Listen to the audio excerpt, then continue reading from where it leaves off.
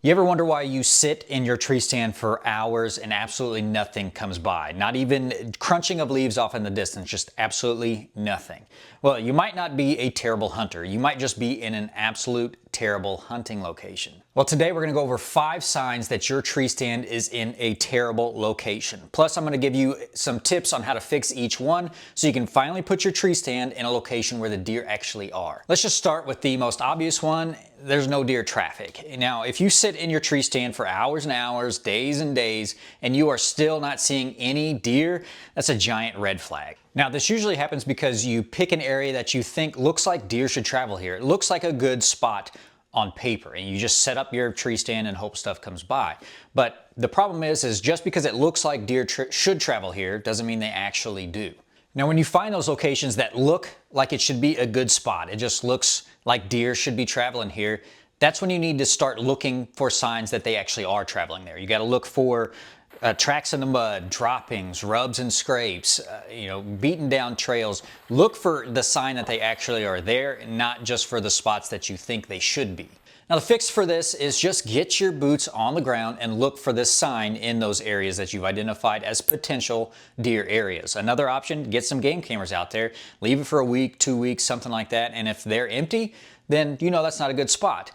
Or it's not the right time for that spot. And make sure you stick around because we talk about that in tip number 5. And the second sign that your tree stand is just in a terrible location is bad wind direction. Deer have incredible noses, as I'm sure you all are aware, and if your setup is wrong, your wind is blowing toward them, toward where you think they should be coming from, they will bust you before you even get to your stand, long before you even see them. Even if you think you're being scent free, you use all the shampoos and detergents and the scent spray and ozone generators and all that stuff, if that wind is bad, it's still probably going to ruin your hunt. So here's the fix. Always check the wind forecast before you pick which stand you're going to go to. Know what the predominant wind direction is. Know how thermals work. When the air cools down, it sinks downhill. When it warms up, it goes uphill. Sometimes it doesn't matter what the wind direction says it is. In certain draws, it could be the exact opposite. It could swirl. Know how that wind is going to act in that specific location. Carry wind checkers with you, whether you use, like the little talc powder or you use milkweed or whatever. Just know how the wind is acting. Plan your hunts according to that. If the wind is never going to be in your favor in those locations or you just never check it, it doesn't matter how great that stand location is, you're never going to see anything. And the third sign is your access, your route to your stand. It sounds like a marching band going through the woods. If you are making a ton of noise just getting to your stand, you are probably busting a lot of deer out before you even get your hunt started, or you're traveling through some pretty high traffic deer areas, your hunt's not going to be very good. So here is a better approach. Plan your path ahead of time, even if it's longer. It is much better to go twice as far stealthily, quietly, than it is to get there as quick as you possibly can and risk making a bunch of noise, because then otherwise it's just wasted effort anyway. Use creeks or field edges to try to mask your sound. Don't skyline yourself on your path in. So don't walk on the ridge top. Try to walk down on the sides, preferably the opposite side. You really just want to keep something in the background to help break up your pattern. If at all possible, try to clear your path ahead of time so you're not breaking a bunch of sticks as you're walking in. Crunching leaves is just a natural sound. You don't want to do that too much, but it's different from crunching leaves versus snapping a bunch of twigs. The goal is to slip in undetected so you're actually hunting deer and not alerting every deer in the area.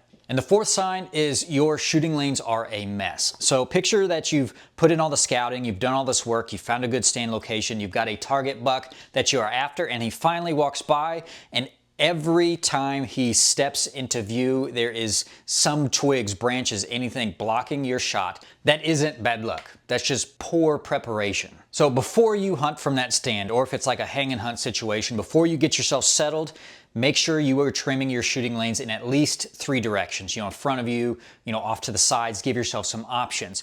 Draw your bow or shoulder your gun in that stand so you know how much room you need. Especially with that bow, you need a little bit more space to be able to move. The worst thing is trying to draw your bow, and if you need to move, you have to let down to get into another one.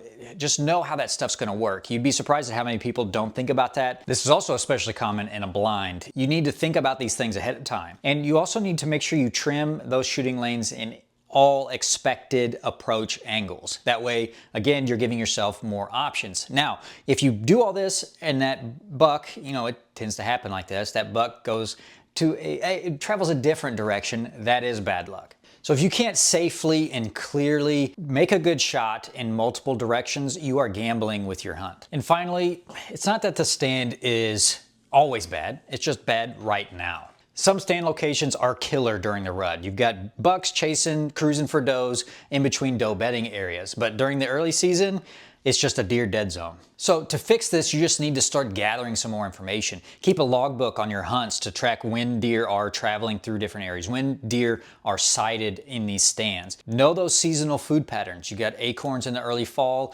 corn and soybeans, if those soybeans have pods later on. Soybeans in the early season are great. Your clovers are great. You need to rotate your stands based on seasonal deer movement patterns. The best hunters have multiple stand locations, at least picked out, for the different parts of the deer season. They know when deer are going to be going through certain areas at certain times. If you only stick to one stand location all season long, you are missing so many opportunities in other better spots. So there you have it, 5 signs that your tree stand location just is not working. So if you've been making these mistakes, don't sweat it. All hunters make these mistakes. Scout smart, play the wind, clear your shooting lanes, and adjust your hunting strategy based on the seasons. That's how you get closer to tagging that target buck you've been after. Let us know your worst tree stand location stories you've got. How long did you stick it out in those terrible locations before you smarted up and found a different spot?